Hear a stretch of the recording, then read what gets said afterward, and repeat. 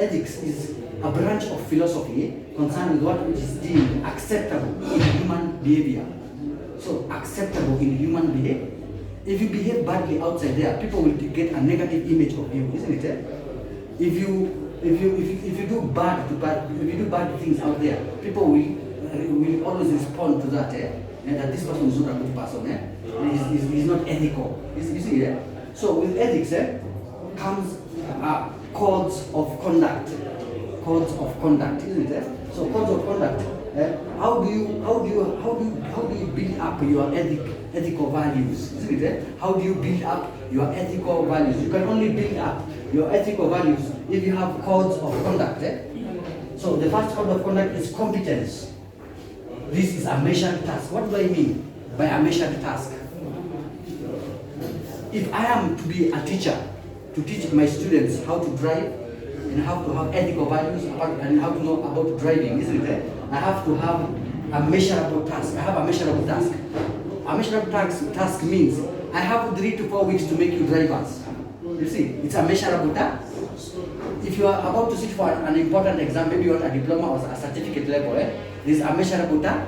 You're supposed to study, then eventually you will be tested, isn't it? You will be tested and you will be awarded the marks. You will either fail or you pass. So it's a measurable task. Right now, I have a challenge on my side. After a student comes to over the top driving school, he has given me a measurable task, and I have to complete what I'm supposed to deliver, so that they are competent before they go for the driving test. So there is a measurable time I'm given, 3 to 4 weeks. So competence comes with the teacher also, isn't it? If a teacher is competent, the students will learn, isn't it? If a teacher is incompetent, there will be a problem, isn't it? However, during an exam, there is what we call a small fate. There's passing and failing, isn't it? Let's put it straightforward. I might be competent, but my student did not study properly, isn't it? He did not go through the highway science properly. He did not understand the board. He was in a hurry maybe to go for the test, or maybe he never attended classes. You see, that is why we give unlimited theory classes. So,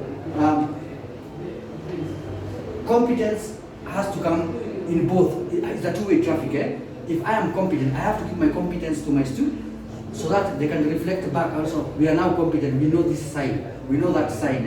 We know the rules of the model town code. We know the rules of the roundabout.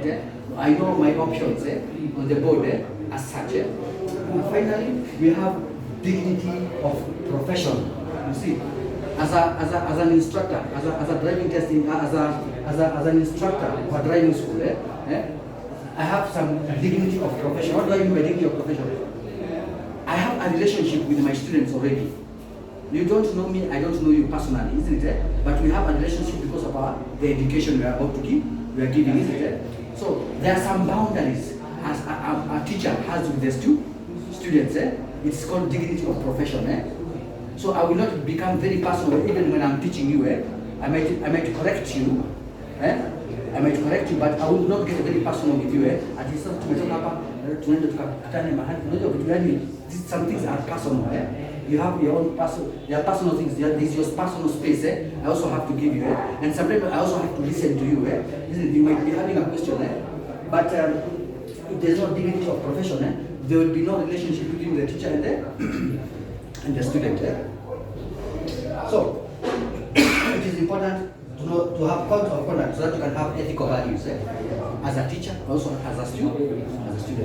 A student will always respect the teacher because he's giving information, and vice versa. The teacher should respect the student because what we are doing is adult education. Adult education, also known as andragogy. It is the art, the science of it's the art of teaching adults. The science of teaching adults. Andragogy. Andragogy is